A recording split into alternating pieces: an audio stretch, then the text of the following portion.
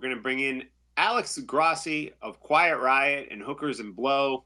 And I want to, once he's in here, hear about how you guys know each other. There he is. Alex, how are you? There he is. Alex, how are you, brother? I'm good. Hey, buddy, how you doing? I can't see We're you, doing but I good, can hear Alex. How do you guys know each other? John and Alex, how do you guys know each other? Me and John? Yeah. Basically, I've met John a million times over the years usually through Ace Frehley. And I actually know him through another good friend of mine I made a couple years ago named Delilah, who was on tour during Merch. Absolutely. All the Dead Daisies. Yeah. I can't see you guys, by the way. I can't. Am I doing something wrong? Maybe it's how you have it. There we go. There we go. Technical team, stand by. Yeah. Okay. Well, he's got it now. So there we are. All right. So, Alex, I want to talk to you about Quiet Riot. Great to see you, and everything that you have.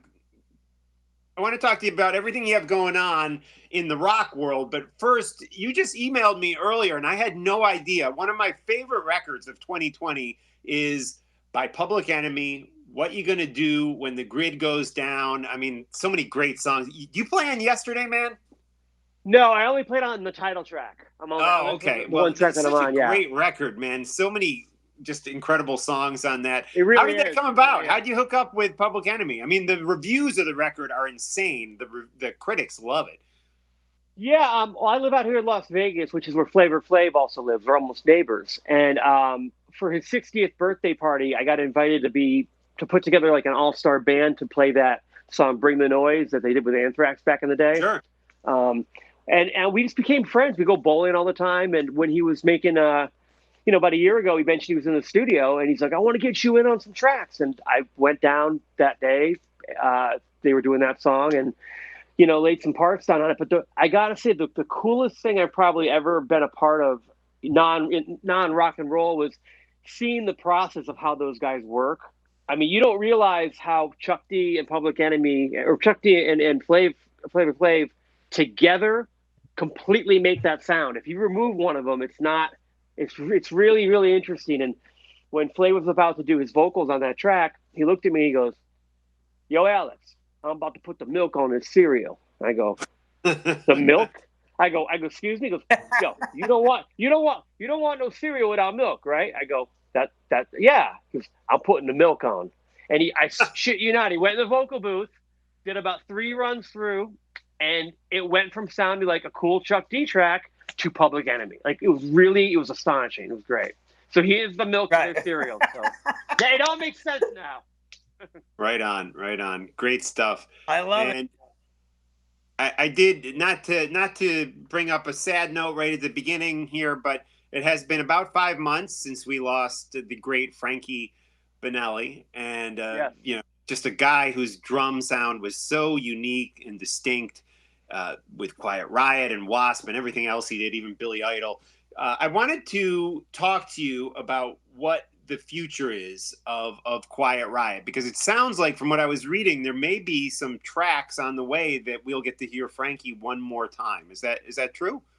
Yes, that is true. I mean, Frankie, we were always recording. We're always working on new music. And there's a lot of tracks in the vault that were being worked on. We're a rock band. We always have stuff going on. And yes, there will definitely be new music by Quiet Riot, and it will be about Frankie on drums. Yep. Wow.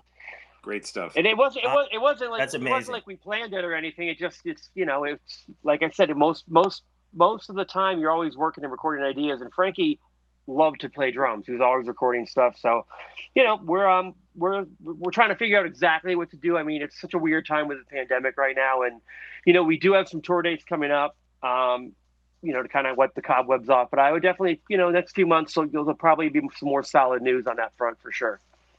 Right. And I know the answer to this, but I just want you to tell us who now is officially in Quiet Riot. Can you run down the lineup for us? Well, officially in Quiet Riot, it's myself on guitar, Chuck Wright on bass, Jizzy Pearl is back on vocals, and we have Johnny Kelly on drums. And I guess he's officially our drummer. I mean, we haven't, really, he came in, and he's been playing drums ever since. He doesn't see. Listen, I'm not letting him go anywhere. How's that for an answer? I'm not letting him leave. I love it. Yeah. Alex, now how did you get John Kelly? Because I always think of John as a New Yorker, but is he out by you, or did you know him? How did that come about? I met John in New York. We were doing a Hookers and Blow run, and we needed a drummer on the East Coast, and Dizzy recommended him. And we just he's been in the band with Hookers and Blow for like 8 years. And when Frankie first got sick, the very first show he was unable to do due to because of his health was in Dallas, Texas. Johnny had just moved to Dallas, so the show's on a Friday. I get a call from Frankie on Monday going, "We have a show on Friday." At this point, we didn't know how sick he was. He goes, "I don't think I can make it. Do you know any drummers that can get to Texas and know the set by Friday?" And I go, John Kelly. And Frankie loved Johnny. They were friends. They play a lot the same. And I said, well, he goes, that's perfect. So I called Johnny. I go, can you learn 10 Quiet Riot songs in a week and be there on Friday with no sound check and no rehearsal and go and play in front of 10,000 people? And Johnny goes, okay. That was it. Yeah. And I love it. I love it. He really saved our ass. Thank God it was in Dallas. And Johnny's such a pro, and he's definitely the right guy for a lot of reasons, because I mean, he's East Coast. He hits hard. He's not one of those guys that's in a gazillion bands, mercenary drummer that'll play in any band for $1. Even though he's been in a lot of bands, he's not one of those guys. And we all know here who we're talking about. And he's just he's a great friend, and he's a hardworking guy, and he's family to me. And Frankie said that's definitely that's the guy if he wants to do it. And like I said, he hasn't left yet, and I'm not letting him leave. So that's it. Right on. I did want to. I think you should not let him leave. Yeah. And, Mark, go ahead. But yeah, Alex, I did want to say that 2019, the M3 festival, I walked out of that 3-day festival, and I said to my wife, my favorite set of the entire weekend was Quiet Riot. I mean, that was something about that. Really? Yeah, I swear to God, something about that set you guys delivered in front of that crowd. I don't know. It really moved me, and it's such a great memory.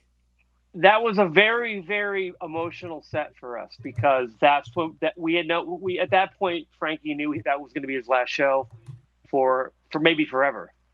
Right. That was his last show, and then Johnny came in, and we all kind of knew it, and he was hurting. I mean, he had a tube sticking out of him. No one knew. I mean, we really covered it up. But he went out there, and the thing with Frankie, and I always said this to him, he got done playing, and by the end of the set, he was really weak from. I mean, the doctor told him you should not go, and one thing about Frankie Banali, you tell him not to, he's going to do it twice. So he went out and did the set, and after the show, he looked at me and he goes, "You stay strong for me, dude. This is I'm hurting." And I said, "Even 20% of you is better than 100% of most drummers. So great show, my friend." And there was a heavy day for sure. But yeah, we went out there swinging. It's what we do. Even when Kevin was alive too, Kevin was always, no matter how small the crowd was or how internally the band was cranky or tired or hungover or whatever, he went out and gave it 100%. So that's always been sort of the QR thing. They never mail it in. Never. Right on. John? No doubt about it. And what a great story.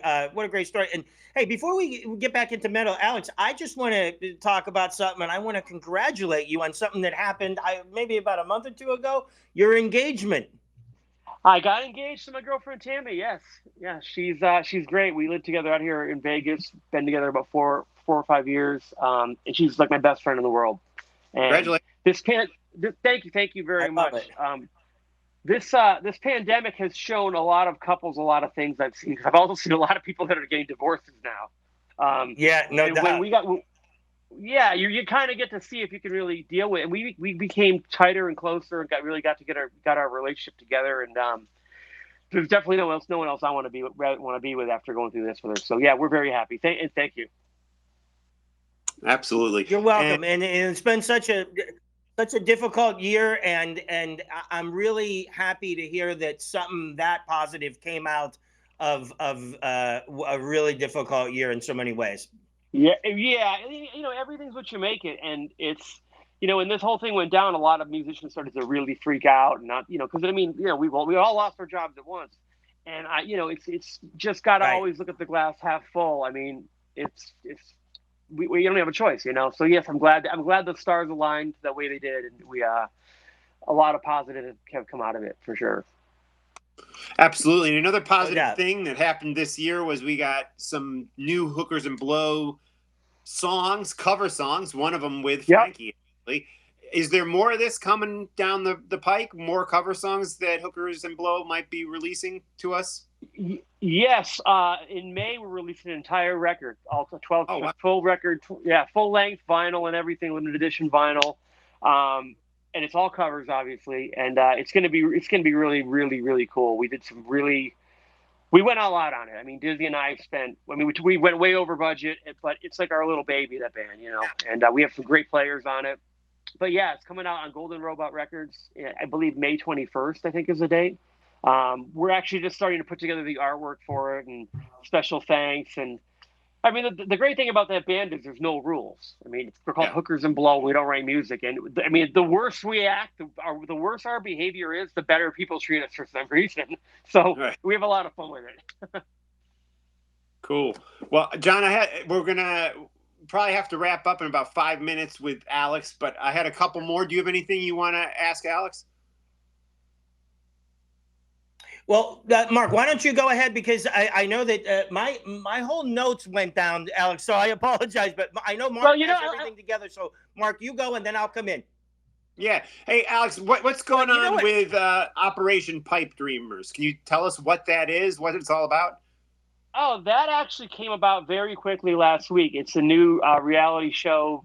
It's kind of like a competition show. It's for Netflix.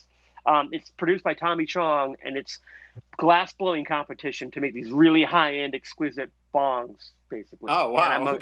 And one of the episodes, the theme is music, and they wanted a rock guy to come in and give my artistic point of view as far as how could they express music through a bong. That's pretty much the gist of it. But it's amazing what these guys do. Right. And where's that? Is that on a certain television channel or outlet? I think it's going to be. I think it's a Netflix deal. I think it's a Netflix thing. They were shooting out here in Vegas, and the original quote rock star they had booked ended up in rehab, so they called me last minute. Okay. But it's really, I didn't know what to expect, but it's really, really cool. Cool. Cannot wait to see that. And that sounds great, Alex. You do some behind the scenes work too with bands, booking them, or at least I know you're still doing that, right?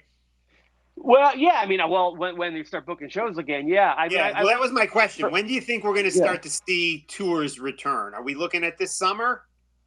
Okay, from what I've seen, and I see it before most people because of what I do, I'm seeing the venues that can pull off the 25% or 35% capacity and make a profit are going to those shows are going to play, and they're going to play in the certain states that will allow them to play. As far as full blown tours, I don't see how it's possible. Like a 30 city bus tour with every date in a row. I don't know, because every state has different laws and different ordinances you have to follow, and it's hard to route a tour. But it's going to come back. You're going to see a lot of shows play this summer now that people have gotten the distancing down. And like when I shot this TV show, the pipe thing the other day, they had it down, man. I mean, it was super sterilized. Everyone had masks on. They had it figured out. Back in March when it first happened, people didn't know. I mean, they literally built the plane mid-flight with this whole thing. Now, I think with venues following the rules, and if the fans follow the rules, and the dollars and cents make sense, you'll see some. You're not going to see everything come back right away. No, I mean, I highly doubt that Motley Crue thing will happen. I really don't think that's going to happen. Okay. Yeah, no, that's disappointing. But, yeah, I mean, because that happens in Go ahead. Go ahead, John. Oh, John, So Alex, I wanted to say, and I'm sorry about the technical difficulties that we're having with sound cutting in and out and a little bit of a delay. So I apologize for that. But Alex, I want to give a shout out to Delilah for being such a great friend to both me and to you guys. And I also want to say that one of the stories, and this wasn't the last time I was in Vegas, but there was a night that you and I hung out at Brooklyn Bowl Vegas. Ace was playing, and I just had such a great time. And I love it out there, Alex. So the next time I'm in Vegas, we got to, Absolutely. we'll take COVID into consideration, but we definitely got to hang out again. That was such a great night. I remember being at the bar with Coogan and Chris Wise, and I was backstage, and I saw you on your day sheet the bus call time, 2:15 a.m., and it's like 2:25. Yeah. And I'm like, "Hey, Scott." He's like, "What?" I go, Yeah. "You're 10 minutes late for bus call." Yeah. What? I go, Chris, it's in me. It's what I do. I'm always in road manager mode. And I'm like, I go to my girlfriend. Yeah, I go, right. did I just yell at them to get on their bus? I mean, really? But yeah, that was a great night. That was a lot of fun. So, Alex, when do you think we might hear new Quiet Riot? And Alex, What's that? Alex, when do you think we might hear new Quiet Riot music? I mean, I don't know how to answer that. I mean, it's a work in progress, and again, a lot of it has to do with when the world opens back up and everything, because it's a really weird decision to put out music when you can't tour on it, and tour on it for real, and and also make sure it's done right. I mean, we want to make sure everything, it's the right time, everything's done right. I mean, we've had to miss a lot of, we really haven't had a ceremony for Frankie yet because of COVID. I mean, everything's been so locked down. There's still a lot to be done as far as closure goes and whatnot, but we're making the best of it. And Frankie's wife, Regina, is sort of taken over everything and doing an absolutely amazing job. She's like really, really good at what she does. So it's a tight knit family, and I think it's going to be done very, very well so far based on what I've seen. So very excited, and I'm really glad we're continuing. I'm really glad, because I know Frankie, that was his baby. Yeah, me too, for sure. And that was something that you discussed with Frankie? I imagine that would have been a difficult conversation. Well, it was never flat out discussed, but he just kept accepting dates, and he told me, he goes, "Look, when I can't play, the band can do, the trademarks sewn up, this and that." It was always just business as usual, like it's going to keep going. And it was, he wanted to. I mean, let me put it to you this way: one of the last conversations we had, he emailed me and said about a show that was booked for like August of 2021.